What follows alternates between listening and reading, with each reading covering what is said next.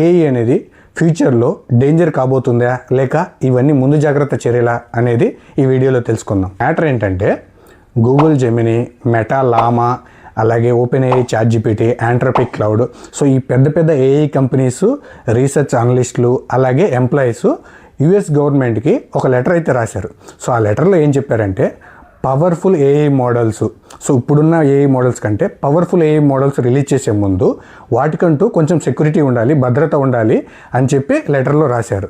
So వాళ్ళు ఏమంటున్నారంటే government అనేది ఇందులో ఇన్వాల్వ్ అవ్వాలి, సెక్యూరిటీ అనేది ఉండాలి, అలాగే వీటిని ఈ మోడల్స్ని మానిటర్ చేయాలి అని చెప్పి వీళ్ళు లెటర్లో రాశారు. ఇప్పుడు మనం యూజ్ చేస్తున్న పవర్ఫుల్ ఏఐ మోడల్స్ ఉన్నాయి కదా, Gemini AI, chat GPT, so వీటికంటే పవర్ఫుల్ ఏఐ మోడల్స్ ఫ్యూచర్లో రాబోతున్నాయి. వాటిని ఏమంటారంటే ఫ్రంటైర్ మోడల్ అంటారనమాట, ఫ్రంటైర్ ఏఐ. సో ఇవేం చేస్తాయంటే మనిషికి దగ్గరగా ఆలోచించగలవు, అలాగే ఇవేంటంటే సైంటిఫిక్ రీసెర్చ్లో, సో రీసెర్చ్ చేయడంలో, కొత్తవి కనిపెట్టడంలో బాగా యూజ్ అవుతాయి.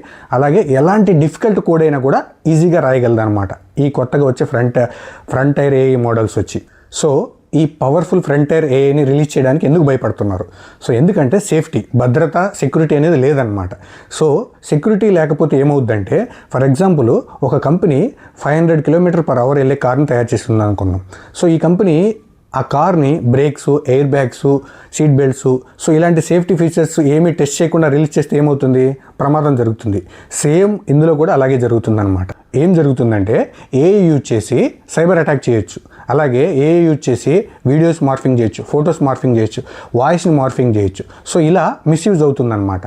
ఫైనల్గా ఈ ఏఐ రీసెర్చ్ అనలిస్టులు గవర్నమెంట్కి ఏం చెప్తున్నారంటే సెక్యూరిటీ అనేది ఏఐకి పెంచండి, అలాగే గవర్నమెంటు ఈ ఏఐని మానిటరింగ్ అయితే చేయాలి, అలాగే మోడల్స్ రిలీజ్ చేసే ముందు వాటిని టెస్ట్ చేయాలి అని వీళ్ళు చెప్తున్నారు.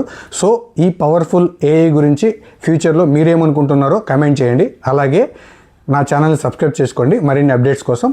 Thank you.